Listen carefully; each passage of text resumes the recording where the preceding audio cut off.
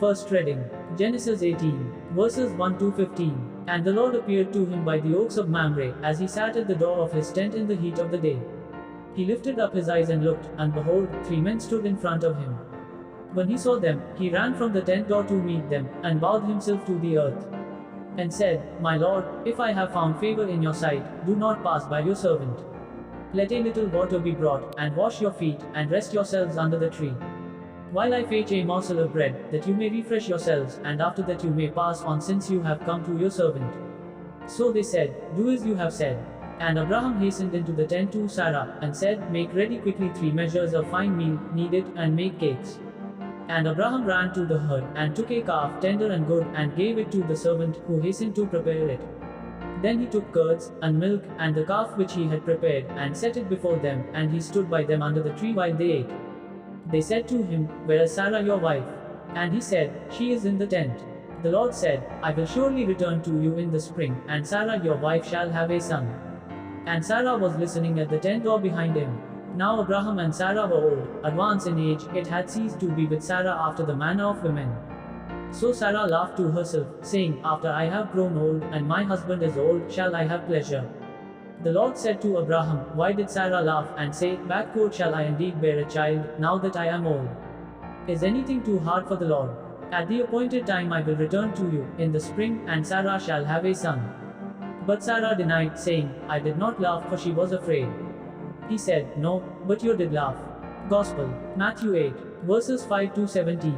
As he entered Capernaum, a centurion came forward to him, beseeching him, and saying, Lord, my servant is lying paralyzed at home, in terrible distress.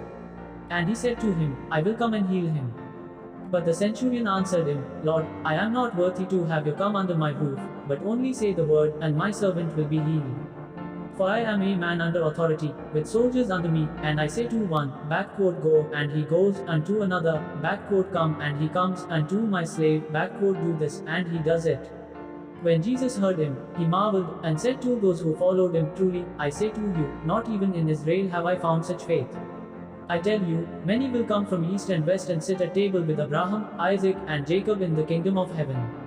While the sons of the kingdom will be thrown into the outer darkness, their men will weep and gnash their teeth. And to the centurion Jesus said, Go, be it done for you as you have believed. And the servant was healed at that very moment.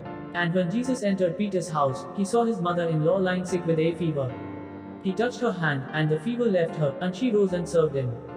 That evening they brought to him many who were possessed with demons, and he cast out the spirits with a word, and healed all who were sick. This was to fulfill what was spoken by the prophet Isaiah, He took our infirmities and bore our diseases. Reflection. In today's gospel we find 2 persons, the centurion's servant and Peter's mother-in-law. Both of them were suffering from their sicknesses. Centurion, who was a non-Jew and himself an officer, and there were many who worked under him. Centurion said to Jesus, Lord, my servant is lying at home paralyzed in terrible distress. And Jesus said to him, I will come and cure him. But the centurion said to Jesus, Lord, I am not worthy to have you come under my roof, but only speak the word, and my servant will be healed. Upon hearing the centurion's answer, Jesus said, Truly I tell you, no one in Israel have I found such faith. Likewise, Peter's mother-in-law too, after getting healed, she didn't keep quiet, but kept her busy in serving. The faith of the centurion was indeed a strong faith which praises God's works and inspires us. Let us not restrict God's grace to ourselves, but use it the glory of God. Amen.